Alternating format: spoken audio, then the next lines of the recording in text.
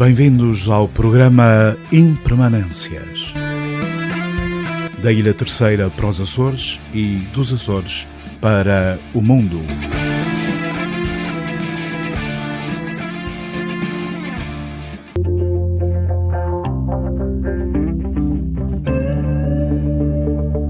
Caríssimo ouvinte do Rádio Clube de Angra, a voz da Terceira, bem-vindos a mais um programa Impermanências.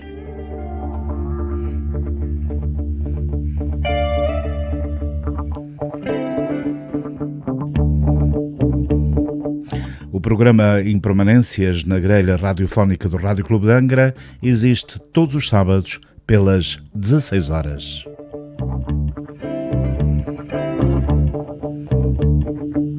A voz em presença é de Carlos Amaral.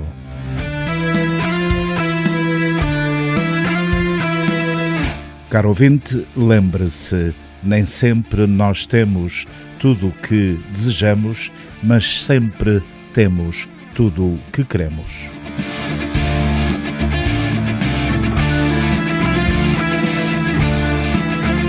Hoje vamos abordar um tema muitíssimo importante, penso que para mim e para todos vós, a liberdade de expressão.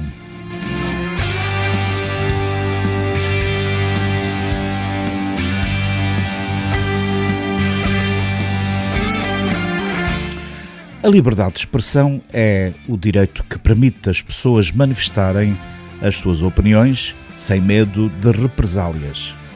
Igualmente, autoriza que as informações sejam recebidas por diversos meios, de forma independente e sem qualquer tipo de censura. Ou seja, ela significa o direito de exteriorizar a opinião pessoal ou de um grupo, sempre com respeito e respaldada pela veracidade das informações.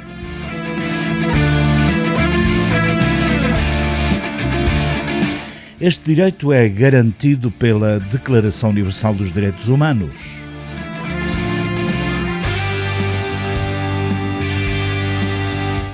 A relação entre a comunicação social e a liberdade de expressão é fundamental, pois ela reúne os meios que alargam as possibilidades das mais variadas manifestações, como a escrita e a expressão plástica.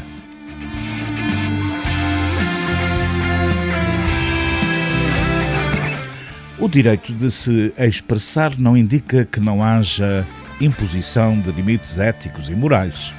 Assim, a calúnia não é permitida, bem como atos de injúria, pois desta forma há direitos que deixariam de ser preservados.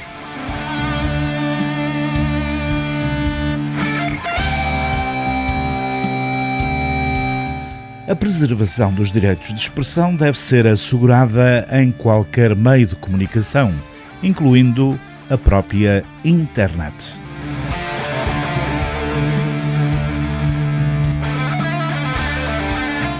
A informalidade não deve significar a liberdade total para se dizer o que quer que seja e ofender as pessoas, causando danos morais.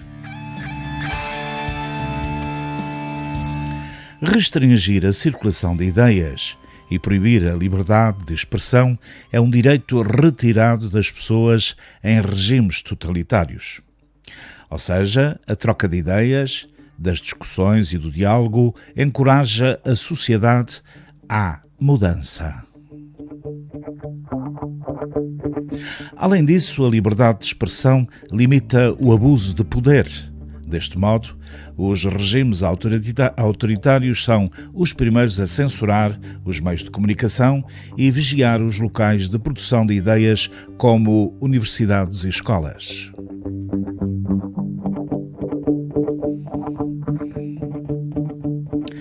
A Declaração Universal dos Direitos Humanos contempla o direito à liberdade de expressão, considerando que a mesma seja uma peça fundamental da própria democracia.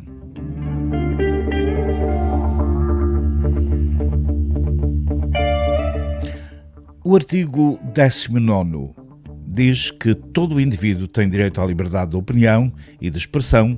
Este direito implica a liberdade de manter as suas próprias opiniões sem interferência e de procurar receber e difundir informações e ideias por qualquer meio de expressão, independentemente das fronteiras.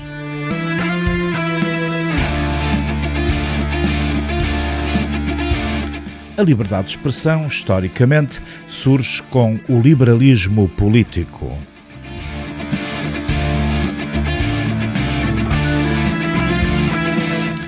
A liberdade de expressão é apanágio da natureza racional do indivíduo e é o direito de qualquer um manifestar livremente opiniões, ideias e pensamentos pessoais sem medo de retaliação ou censura por parte do governo ou de outros membros da sociedade. É um conceito fundamental nas democracias modernas, nas quais a censura não tem respaldo moral.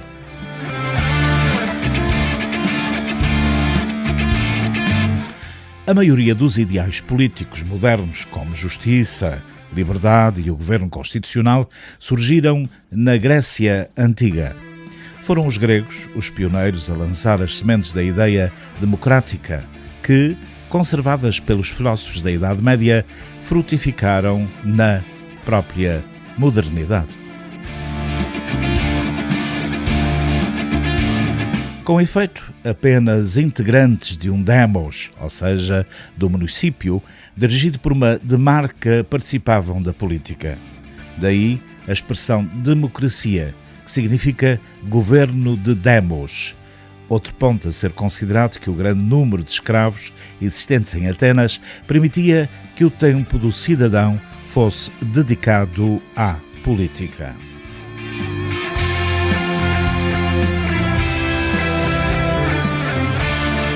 O filósofo Aristóteles costumava afirmar que todo e qualquer trabalho manual devia ser executado por escravos, de forma que os cidadãos pudessem dispor do seu tempo para as atividades políticas.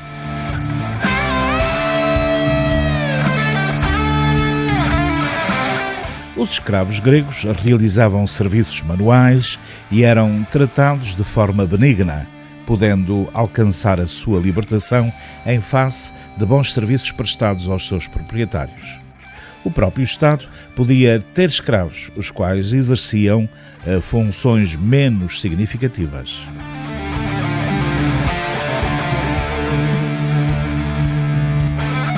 Convém esclarecer que a noção de Estado tinha hoje, portanto, que temos hoje, diria melhor, não existia na Grécia Antiga. Sequer existia a noção da diferença entre o Estado e a sociedade, até porque a sociedade era o próprio Estado. Assim, vemos as coisas de forma bem diferente.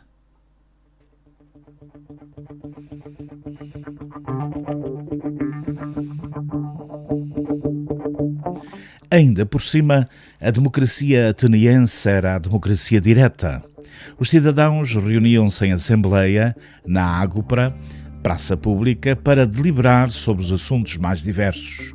Na Ágora, todos podiam expressar os seus pensamentos, ou seja, a liberdade de expressão. O direito à voz era de todos os cidadãos. Os cidadãos, aqueles que podiam participar da vida política da polis, restringiam-se a um pequeno grupo de pessoas, mas precisamente aos homens livres. Mulheres, escravos, prisioneiros e estrangeiros não podiam, nessa altura, participar da vida política.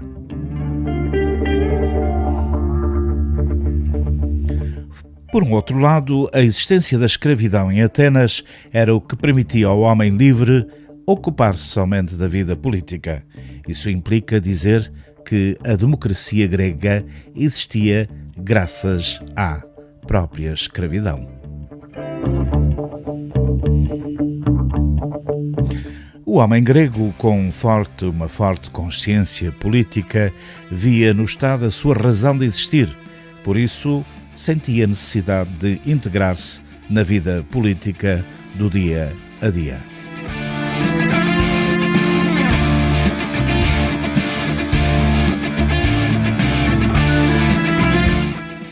Caro ouvinte, o direito de expressar opiniões e ideias é inalienável e intrínseco à própria natureza humana. A presença da liberdade de expressão na lei é uma conquista de toda a humanidade, pois apoia os direitos fundamentais das pessoas, de qualquer indivíduo.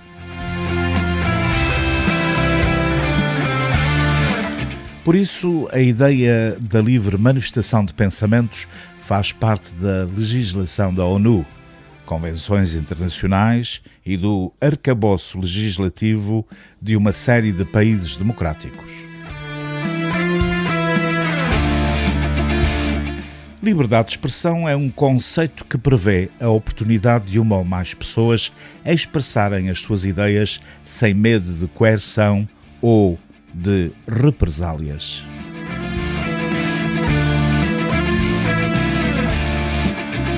O termo refere-se à livre manifestação de diferentes vozes, não importando se concordam, divergem em alguns pontos ou discordam uma das outras, a respeito de qualquer tema, sobre qualquer indivíduo.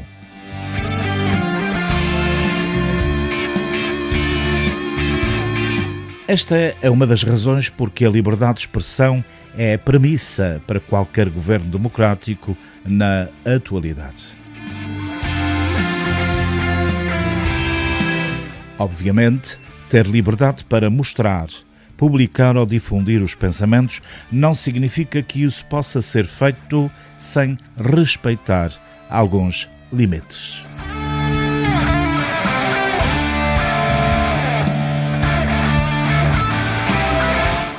Para viver bem em sociedade, é essencial estar atento a declarações que possam, por exemplo, ofender as preferências, origens e o estilo de vida de outros indivíduos.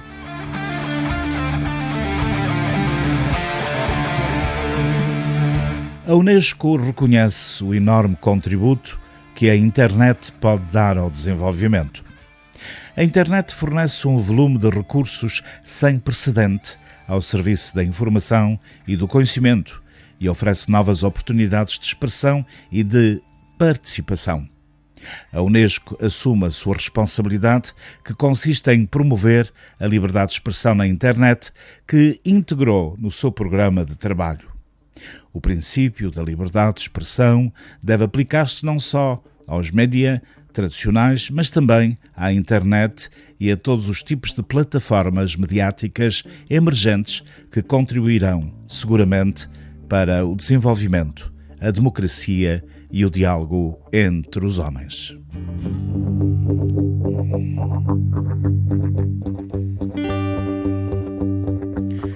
Tendo em conta o acesso crescente à informação no ciberespaço, os limites deste acesso e desta informação recuam no ciberespaço devido à existência de múltiplos atores com valores e objetivos diversos. Para além do carácter transfronteiriço da internet, alguns fatores determinam o grau de liberdade de expressão na internet e diversas políticas têm influência sobre essa liberdade de expressão. A verdadeira dificuldade consiste em explorar plenamente o potencial dos novos média sem comprometer as liberdades civis, nomeadamente o direito à liberdade de expressão, à educação, assim como à confidencialidade.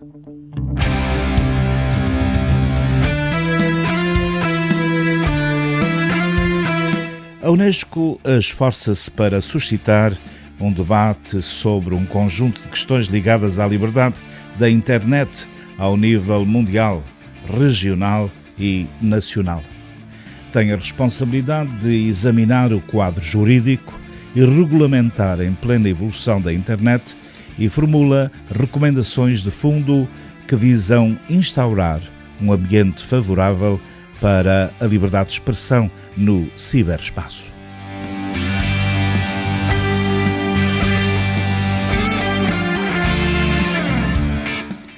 Caro ouvinte, aqui lembro, não se condenam opiniões, não se condenam visões de mundo ou o fazer humor, mas o abuso da liberdade de expressão quando se fere outros direitos que merecem igual proteção. Uma coisa é a censura, totalmente inadmissível. Outra coisa é a responsabilização de pessoas que extrapolam os limites e lesam o direito de outras pessoas.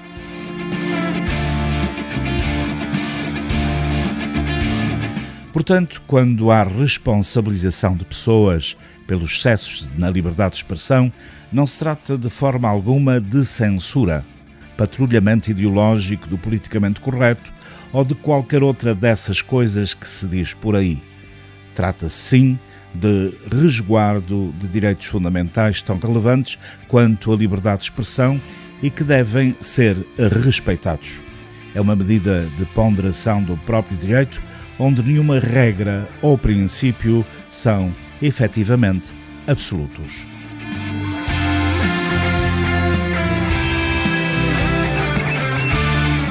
Não se condena ninguém civil ou criminalmente por meras opiniões, visões de mundo ou por fazer humor. Condena-se pelo abuso de liberdade de expressão quando fere outros direitos fundamentais de outras pessoas que merecem igual proteção. Portanto, injúria, calúnia e difamação são crimes e ilícitos civis, o que não pode confundir-se com o exercício de liberdade de expressão.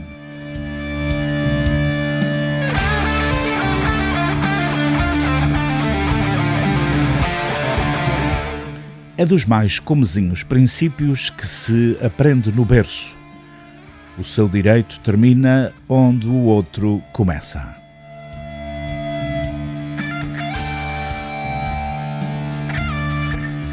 A liberdade de expressão é um dos pilares fundamentais de um regime democrático. Sem liberdade de expressão, para além de ficarmos diminuídos como pessoas, não há controle do poder político nem de qualquer outro poder que possa surgir entre nós, mesmo que mascarado.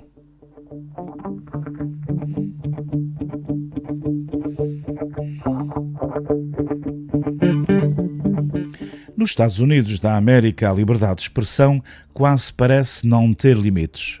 A Convenção Europeia dos Direitos do Homem dá-lhe um papel primordial e a Constituição da República Portuguesa considera uma liberdade fundamental. Mas, para além das leis, importa sobretudo percebermos como é vivida em concreto esta liberdade.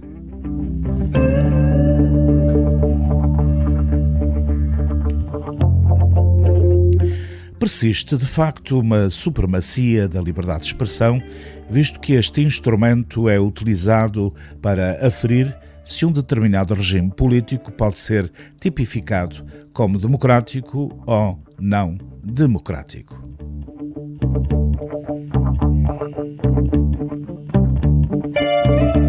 Nos regimes democráticos, o exercício da liberdade alicerça-se no sentido de responsabilidade individual e coletiva, com maior sentido de responsabilidade dos órgãos de comunicação social. Porquanto um órgão de comunicação social deve publicar matérias que não sejam suscetíveis de lesar os direitos de terceiros e primar pelo rigor deontológico.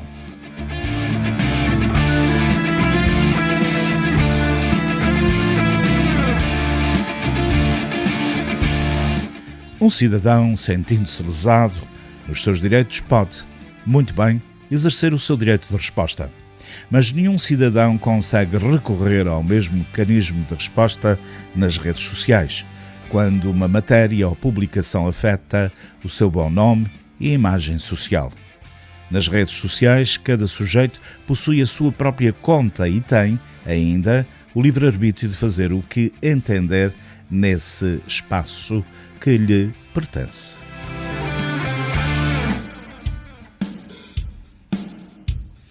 A combinação de direitos e de garantias dos cidadãos não tem sido implementada, infelizmente, nas redes sociais. Por isso, a liberdade de expressão nas redes afigura-se hoje como um direito desmedido, destituído de sentido ético e moral no seu exercício, configurando-se, por conseguinte, num instrumento por excelência de arregimentação das tribos, difamação e insulto sem se atender aos direitos de terceiros.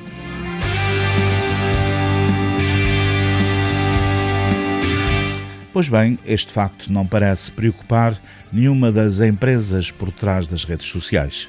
No entanto, quando se gera um efeito perverso, quem faz a gestão destes espaços acaba por reagir, banindo contas e os seus próprios utilizadores. Nestes casos, o facto está consumado e os danos causados continuam a aparecer.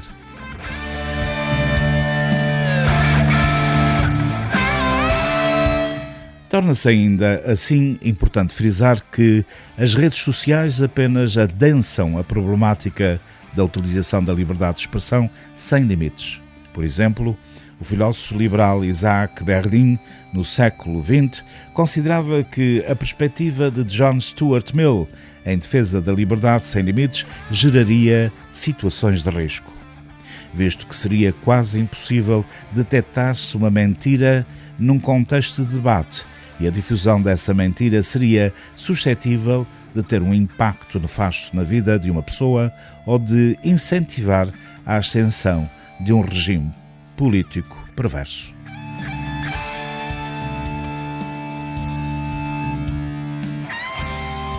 De facto, a liberdade de expressão sem limites ganhou um espaço de ampliação através das redes sociais. As práticas difamatórias e intrigas das comunidades fechadas ou de pequena escala passaram a poder afirmar-se num espaço virtual de grande escala.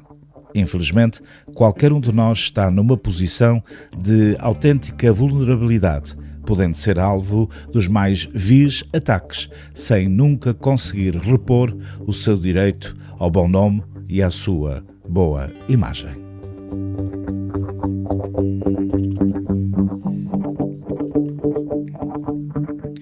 As notícias falsas, os insultos, os apelos ao ódio, etc., abundam na internet. Mas criar uma qualquer censura é muito perigoso e iliberal. A intolerância com os intolerantes costuma acabar mal, diz-nos a própria história.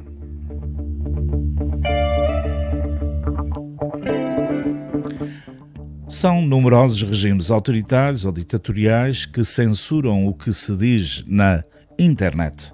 O caso extremo é a China, porque domina a tecnologia eletrónica e não admite vozes discordantes no espaço público. Mas, infelizmente, até a Índia já suprimiu mais de 50 vezes afirmações na internet sobre a questão de Caxemira.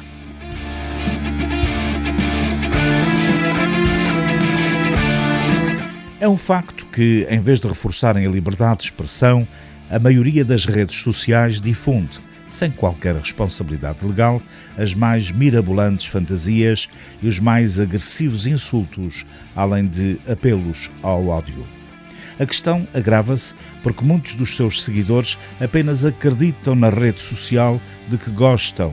Na prática, não há assim um contraditório. Paralelamente, decorre uma violenta campanha contra os jornalistas, visando descredibilizá-los constantemente.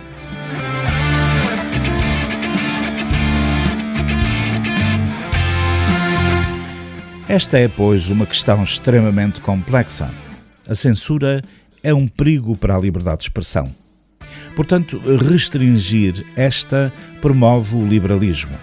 Ou seja, o contrário do liberalismo, que será o iliberalismo. O despotismo iluminado impedia certas críticas para defender as boas causas. Mas todos os ditadores o fizeram e fazem para calar a voz dos opositores. E isto faz com que a intolerância para com os intolerantes possa fazer com que tudo acabe sempre muito, muito mal.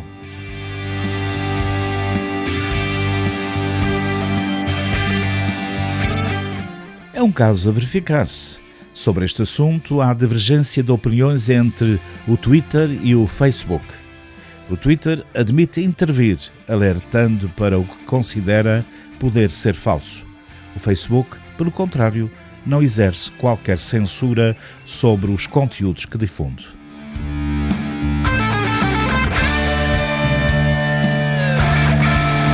Com a evolução da sociedade, deu-se a necessidade da proteção de direitos fundamentais, cujo principal objetivo é a salvaguarda da dignidade do indivíduo.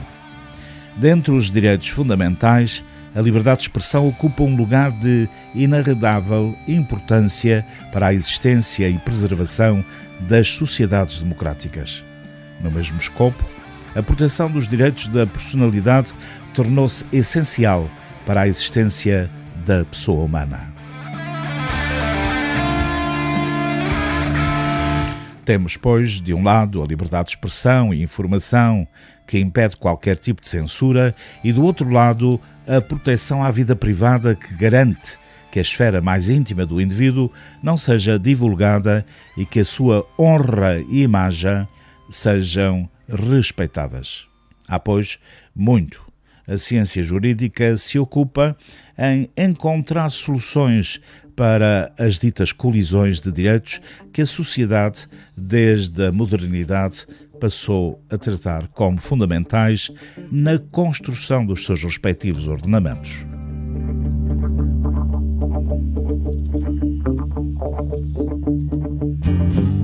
Não é difícil perceber a importância da liberdade para o ser humano.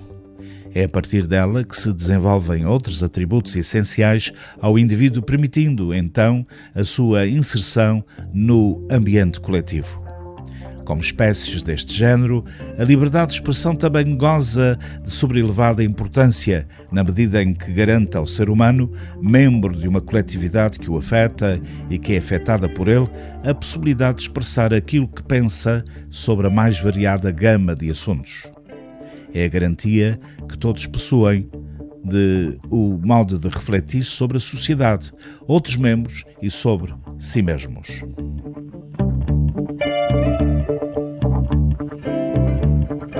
As redes sociais, que é um paraíso de comunicação livre, têm vindo a tornar-se num espaço de expressão governado por uma ditadura da maioria, aquilo a que se usa chamar o politicamente correto, que eu abomino.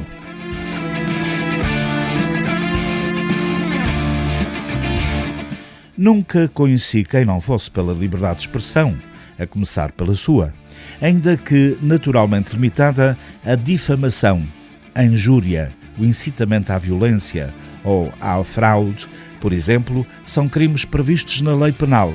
Não restam dúvidas de que é absolutamente central em qualquer sociedade que se queira dizer completamente livre.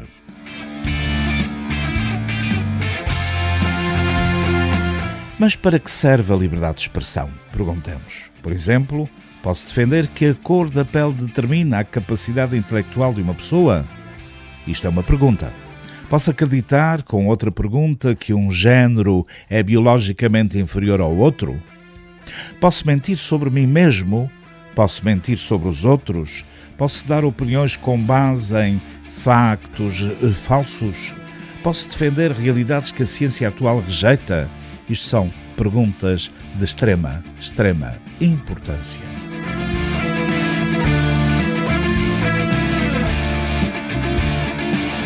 Pois bem, tudo isto são formas de expressão que, com grandes diferenças de grau, eu sei que estou a misturar muita coisa diferente, reputamos como de menor ou nenhum valor. Mentiras, insultos, discurso de ódio, discriminação. E ainda assim, a questão põe-se: se eu sou verdadeiramente livre para me expressar, se tenho um direito à liberdade de expressão, não poderei ser racista? Não poderei ser machista? Não poderei ser mentiroso?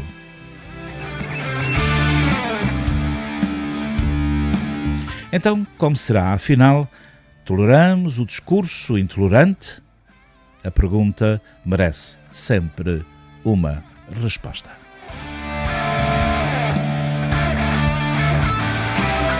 Vamos imaginar, caríssimo ouvinte, que dizemos coletivamente que não. Não ao direito à liberdade de expressão, que não inclui discursos ofensivos, vis ou de menor valor. É um conforto. Limpamos o espaço público deste tipo de intervenções e passamos a viver num lugar mais asseado. Então ficamos com o que sobra, o que não ofende, o que não exclui, o que é verdadeiro. Mas quem define o que é ofensivo? Quem define o que é verdadeiro? A maioria? É uma hipótese. Afinal, em democracia vinga sempre a maioria, mesmo que essa maioria seja altamente e profundamente nefasta para todos os demais.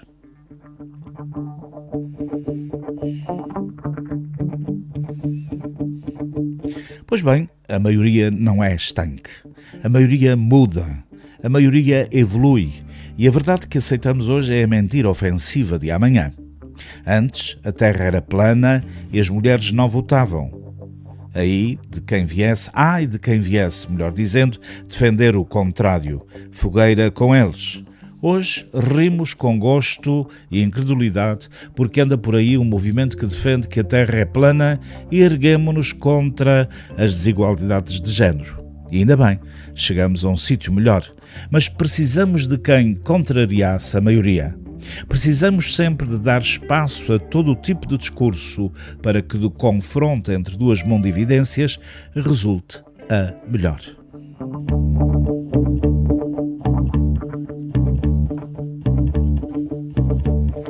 Claro, vem-me tudo isto a propósito deste admirável novo mundo das redes sociais, ou seja, o paraíso da comunicação livre, onde todos têm uma voz, uma oportunidade de expressar os seus pontos de vista e de entrar em diálogo. Acontece, porém, que este paraíso de comunicação livre se tem vindo a tornar, progressivamente, num espaço de expressão governado por uma ditadura da maioria, aquilo a que se usa chamar o politicamente correto, onde se põe em causa não só o que foi dito pelo outro, mas o próprio direito do outro a dizê-lo.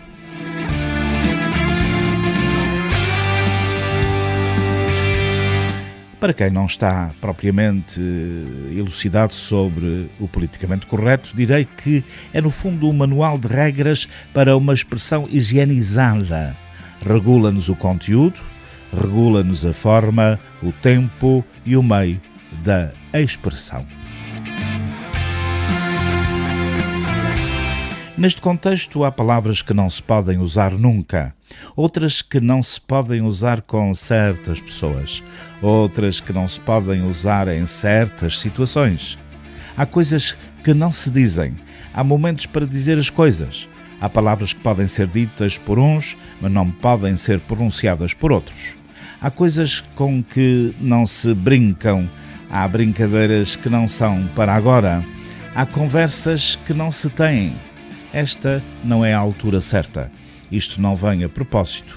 Isto não se diz. Isto não se faz. Isto não se pensa, etc, etc, etc.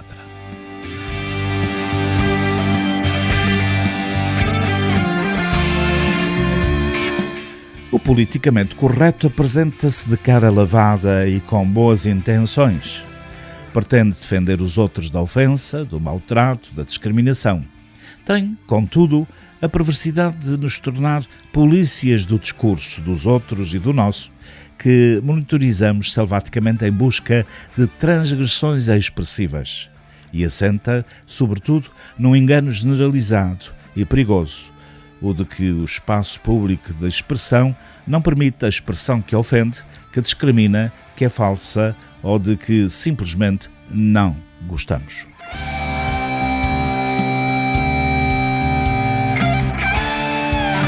Ora, isto não é verdade. Nem nós temos autoridade para dizer ao outro o que ele pode ou não pode dizer, insultando-o e perseguindo-o até ele se calar. Nem temos qualquer pretensão a que o discurso dos outros não magoe os nossos sentimentos, ofenda as nossas crenças ou, de um modo geral, nos provoque qualquer alteração negativa de estado de espírito. O que me leva à questão com que comecei: para que serve a liberdade de expressão? O amigo ouvinte saberá porque é que a Constituição, a nossa e a de muitos outros países, faz questão de assegurar esse direito. Será que era preciso garanti-lo para proteger as opiniões maioritárias? Para permitir o discurso que não causa desconforto a ninguém? Para afirmar verdades universais e pacíficas? Aqui ficam estas questões.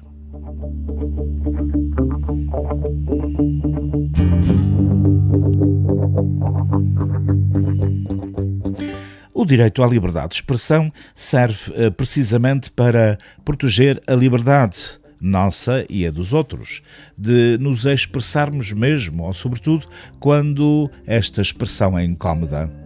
Não é grande feito reconhecer a outra liberdade de me tratar bem, de concordar comigo ou, no geral, de ser uma pessoa decente. O que precisa de defesa é a expressão que desagrada, a opinião que incomoda, o comentário que suja ou a atitude que escandaliza.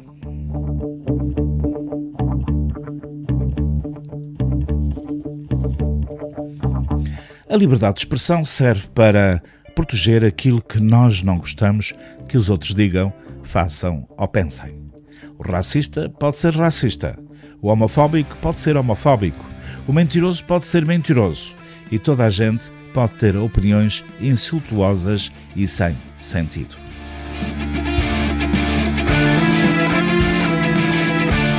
Pois bem, mas entra outra pergunta. É uma pena que de facto tudo isto exista. Será? Pessoalmente acho lamentável, mas não me cabe a mim proibi-los. Cabe-me contrariá-los. É assim que funciona o jogo da livre expressão. Cada um tem a sua visão e no final de uma longa, por vezes suja, incómoda e barulhenta refrega, provavelmente vai cada um à sua vida com a opinião que já tinha. Contudo, há em cada debate a pequena possibilidade de persuadirmos alguém, seja o outro ou os que assistiram. É também essa possibilidade que a liberdade de expressão quer efetivamente proteger.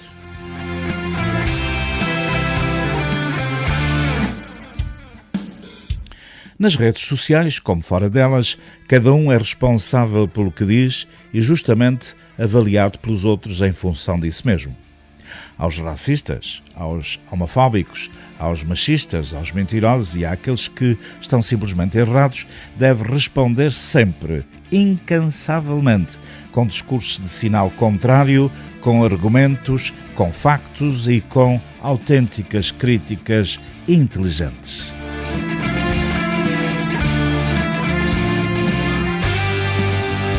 É, pois, através do confronto público, aceso e constante, dessas formas de expressão, com as suas falhas lógicas, com os seus erros de base e com os seus preconceitos, que as combatemos e derrotamos.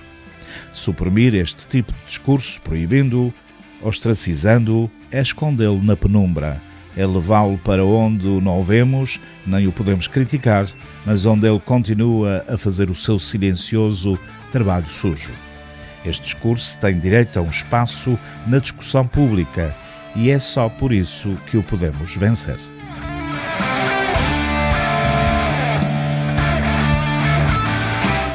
Tolerar uma expressão não significa aceitar o seu conteúdo, mas significa aceitar a sua existência.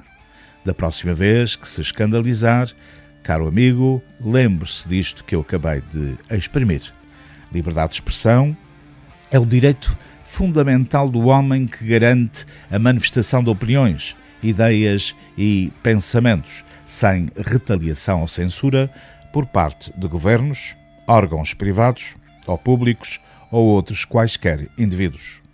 Portanto, é preciso lembrar que a doutrina jurídica entende a liberdade de expressão enquanto um direito que não pode ser vendido, não pode jamais ser renunciado, transmitido ou revogado.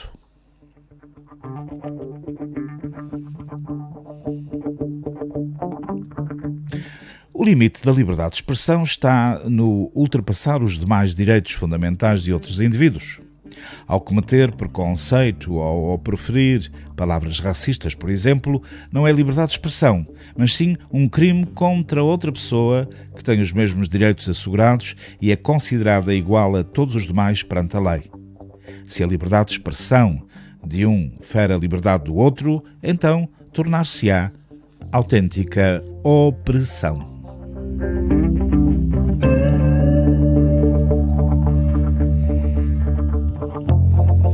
A relação entre a liberdade de expressão e a comunicação social é marcada principalmente pela questão da censura. Entre os preceitos de um país democrático estão justamente a liberdade de expressão dos seus cidadãos e a liberdade de imprensa. Se não há liberdade para opinar na comunicação social, seja por repressão de governos ou de grupos económicos, não há um Estado, na verdade, democrático e de direito.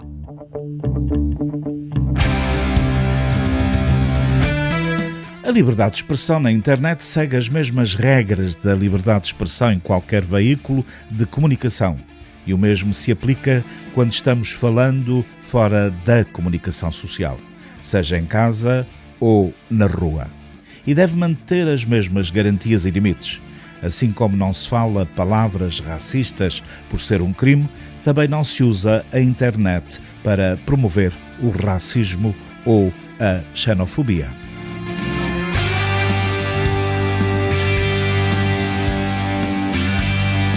A contribuição da internet para a liberdade de expressão é fundamental, pois democratiza a informação e abre novos canais de divulgação. Ela dá voz a inúmeras pessoas e a grupos cujas posições ficariam de fora dos círculos de divulgação tradicionais, como a grande comunicação social e a própria publicidade.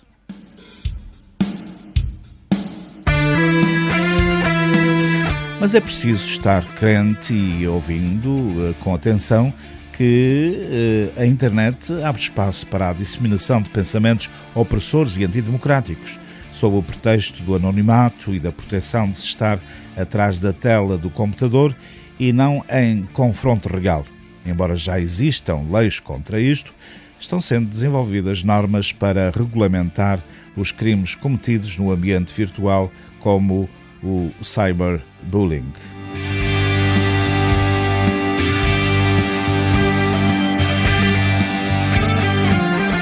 Mas é fundamental também percebermos que o analfabetismo funcional é fomentado nos contextos culturais em que a velocidade é uma norma, tal como acontece nas culturas audiovisual e digital.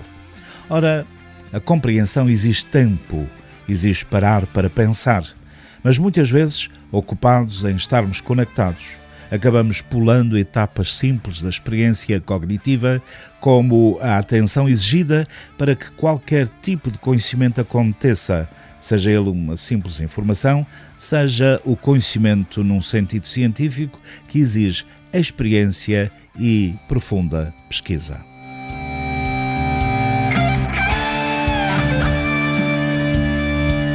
Para entender um pouco melhor o nosso problema, aproximemo-nos da asserção citada com atenção. Vamos citá-la mais uma vez, agora com destaque para facilitar. O direito a ter uma opinião não deveria ser confundido com o direito a expressar uma opinião. Vou repetir. O direito a ter uma opinião não deveria ser confundido com o direito a expressar uma opinião.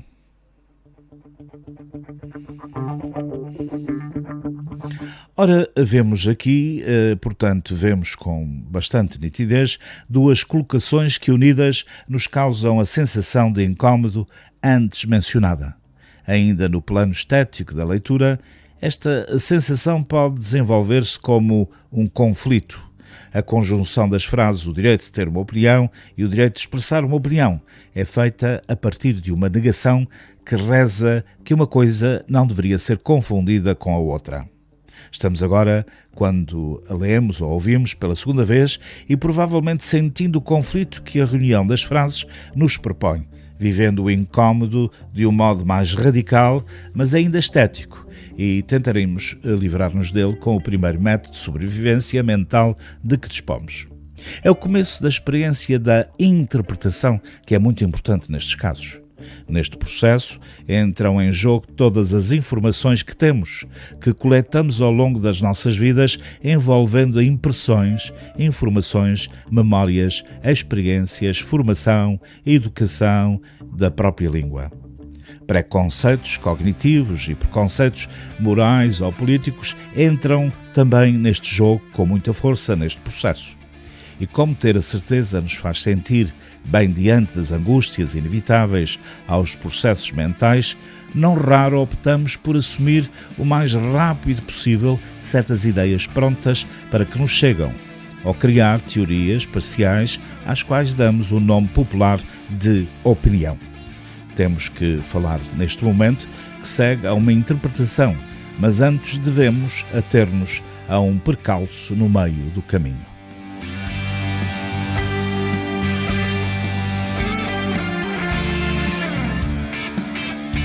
É por isso mesmo que eu digo sempre, convém ainda hoje separar o que se chama de opinião daquilo que há milénios é chamado de busca pela verdade. Jornalistas trabalham com opiniões, filósofos devem trabalhar com a verdade. O que muitos chamam hoje de pós-verdade diz respeito ao império da opinião que veio deixar a verdade e a busca pela verdade de lado como se elas não importassem jamais. Mas qual a diferença entre verdade e opinião? Há verdades ou busca pela verdade na opinião? Essa é uma pergunta que podemos fazer-nos sabendo de antemão que não pode haver opinião na verdade. A verdade não depende de uma opinião. No entanto, não é incomum que as pessoas confundam o facto de algo ter sido dito com verdade. Estamos novamente no terreno da ilusão da lógica.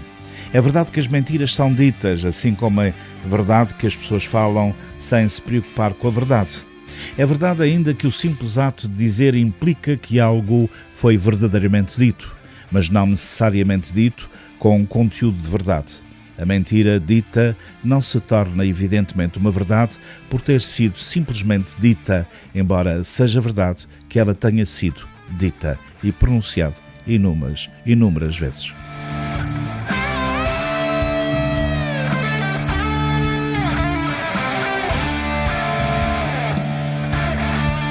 Não esqueça, caro ouvinte, que a liberdade de pensar pode ser cancelada a partir de processos mentais externos. Apesar da manipulação exercida sobre as massas em nossos dias, tem características de que vulgarmente chamamos de lavagem cerebral. Não se esqueça que o mundo da linguagem é uma espécie de selva, de labirinto, de caos, nos quais as coisas se ordenam, muitas vezes precariamente. Chamarei de lógica, mais uma vez, a forma da filosofia que busca olhar de perto, com lentes que precisam ser reconstruídas ou afinar os ouvidos para a linguagem tomada aqui como um invento complexo, sujo e, por vezes, muito impuro. Por fim, podemos responder tranquilamente à pergunta: há uma liberdade que implode a própria liberdade? Certamente, a liberdade que não considera nem observa limites da sua própria forma e conteúdo, de sua própria realização. A liberdade que implode a si mesma nas atitudes verbalmente ou fisicamente violentas, nas atitudes performativas, cínicas e perversas que fazem parte da violência simbólica da nossa época. A liberdade que expressa a não-liberdade e que continua colaborando para um cenário de estupidez e de autêntica ignorância produzidas numa escala cultural, industrial e elevadíssimas.